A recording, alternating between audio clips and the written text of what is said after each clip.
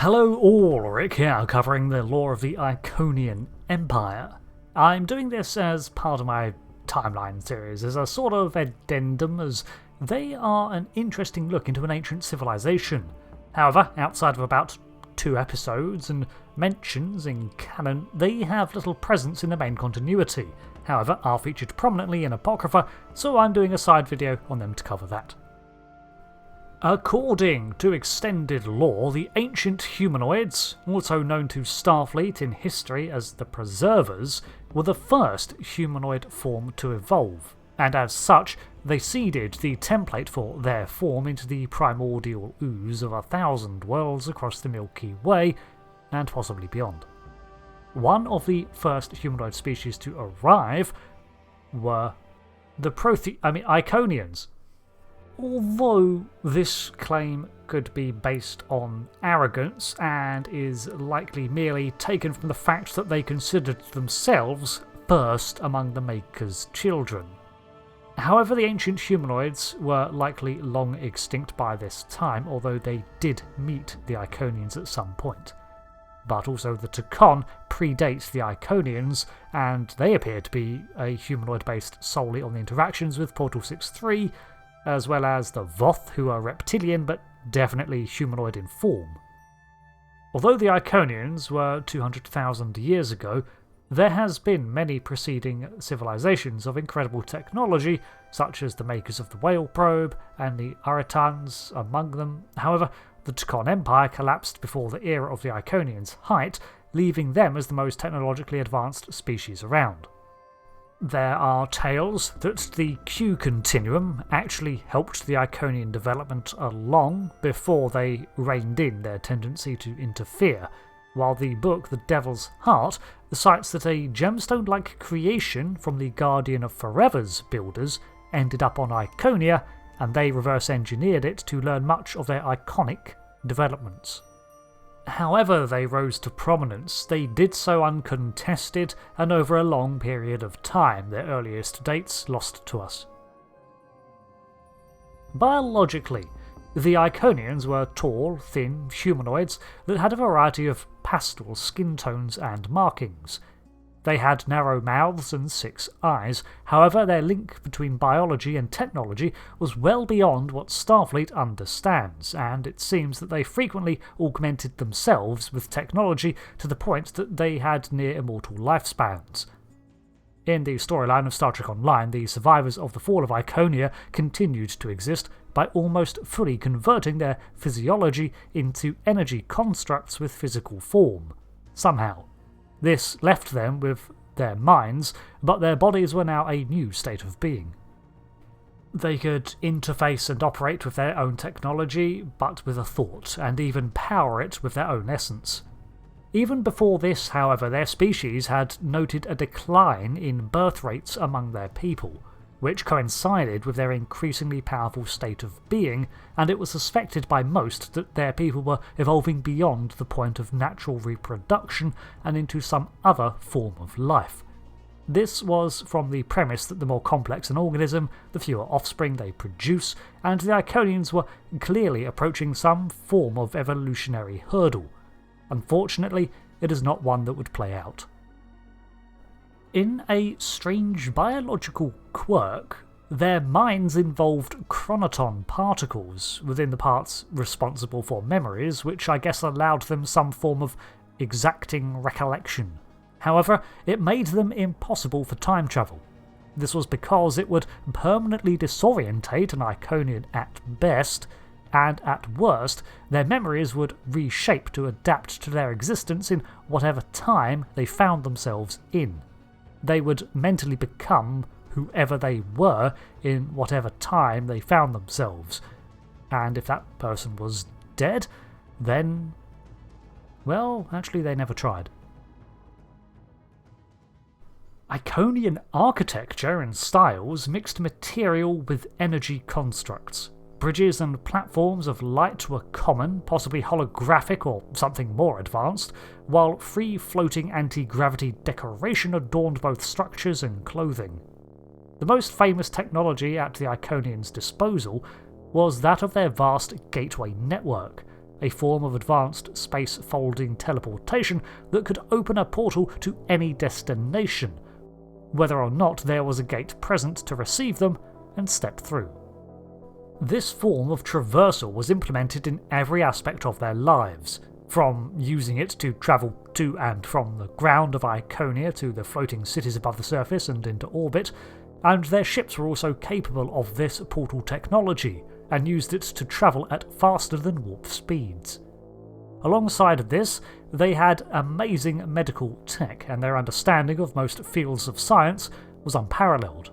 They had also developed devastating weaponry, not to mention being able to utilise their portal technology to do things like, say, open a gate to a star's surface and letting the furnace burn through, engulfing the target. Not that they ever really needed to defend themselves. Foreshadowing. In fact, the only area of science that they lacked expertise in was time travel because of the aforementioned weakness to it. One of their other most notable technologies, one that has not survived but may have left its mark, is their constant uplifting of other species. The Iconians had a very strange Prime Directive style law. They could not directly share their technologies with others that they deemed lesser, but they had no problem finding a basic life form and bioengineering the entire species to a form that could serve them. There were several such species they did this to, not only interfering with their natural evolution but completely commandeering it.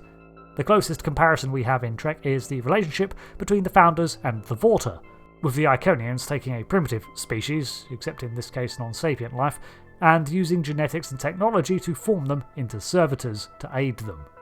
This was because their own culture was dwindling in numbers, but retained a vast territory through their gateways and alliances, and so it maintained their presence. They never mistreated their heralds, and saw their safety and well-being as their responsibility, while the heralds, for their end, saw serving the Iconians as their life's fulfillment. But of course, to outsiders, the question remains, would the heralds choose to do that of their own free will, or is their will a result of Iconian indoctrination? Speaking of their culture, the Iconian existence was centred around the pursuit of advancements and holding on to their power. The centre of their civilization was the World Heart, a form of storage device that contained every aspect of their civilization and history. However, this was only the beginning of the device's complexity. When connected to Iconian systems, it would literally reconfigure them to their higher standards in appearance and functionality, and when I say it was the centre of their civilization, this is not an exaggeration. As long as it existed, their entire species survived, and they referred to this concept as the Whole.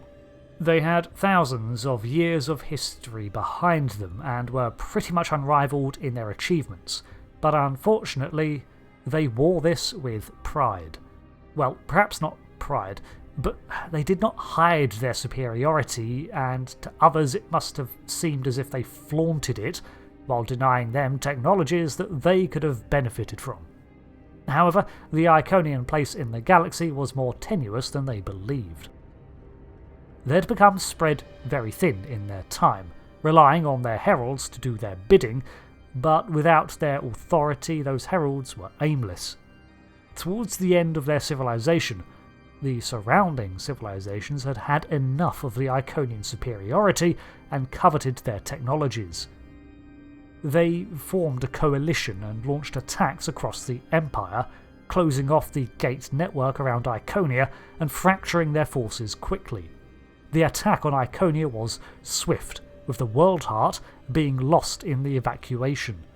Several Iconians made it to the allied world of Dewa 3. From here, the more militant aspects of the Empire took hold and efforts were made to retake the Empire, but without the World Heart, the Iconians lost their way and no true resurgence was mounted. The remaining legacy of their empire exists in only a few pockets.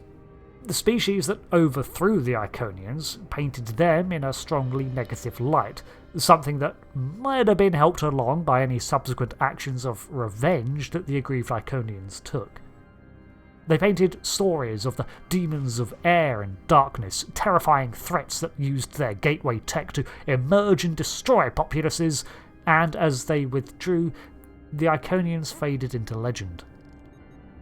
The technology that these species had won from the deposed empire was squabbled over, and eventually led to the destruction of those who toyed with it, the Iconians' fears seemingly realised. The details here are as fuzzy as the Iconians' fall, but it is assumed wars were fought over the remaining technologies. What remained of their empire was located on numerous worlds that the Iconians had touched, most notably the occasional gate facility that survived the bombings and subsequent battles for control. These gates remain unmatched by most contemporary powers, and a control over even one facility would increase the reach of any interstellar organisation. Starfleet, the Romulans, and even the Dominion have all displayed an interest in the technology, but to date, no active gateway has been maintained due to Starfleet enacting asset denial to its rivals. The other remains of the Iconian technology are in their defensive measures, automated probes and such, and while the home planet of Iconia was something considered lost until it was rediscovered by the Federation and Romulan Star Empire in 2365.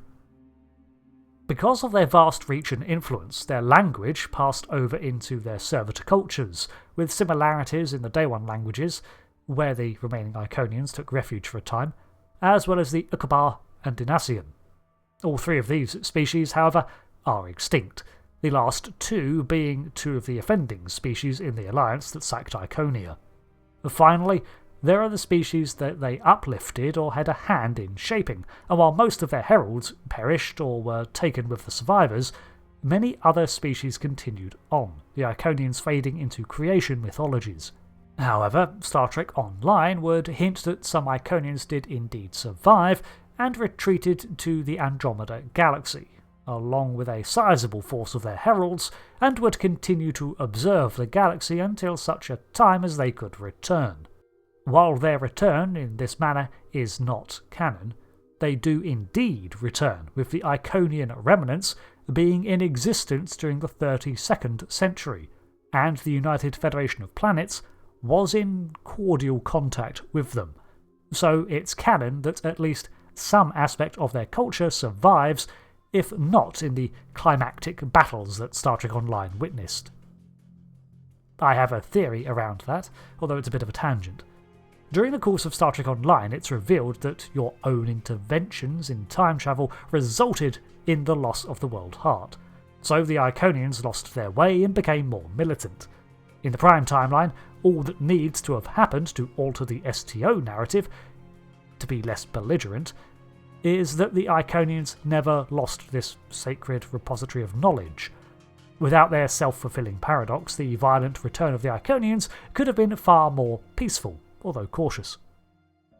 Thanks for watching this breakdown of the Iconian Empire. It fell around 200,000 years before the time of Star Trek, alongside other galaxy-shaping events in the creation of the Admonition, and it was a power on par with the fallen empires like the Tkon, and maybe one day the United Federation of Planets. Thanks again. I've been Rick, and I'll see you next time for another lore video. Until then, goodbye.